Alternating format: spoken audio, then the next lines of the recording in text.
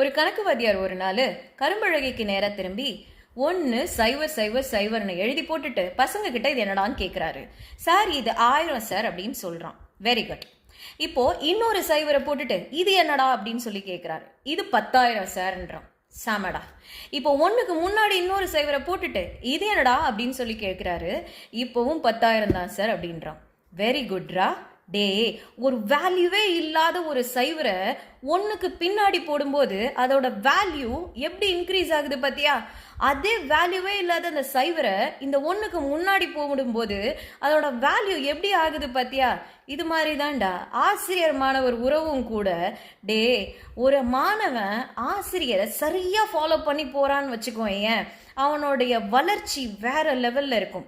அதே மாணவன் ஆசிரியருக்கு எதிர்மறையா நடக்கிறான் அப்படின்னா, அதாவது ஆசிரியர் சொல்ல கேளாம இல்ல ஆசிரியர்களுக்கு எதிர்மறையா நடக்கிறான் அப்படின்னா அவனுடைய வேல்யூ எப்படியா மாறுது பாத்தியா? இது வகுப்பறை பாடம் மட்டுமல்ல, வாழ்க்கை பாடமும் கூட. சிந்தித்து செயல்படுவோம். நன்றி.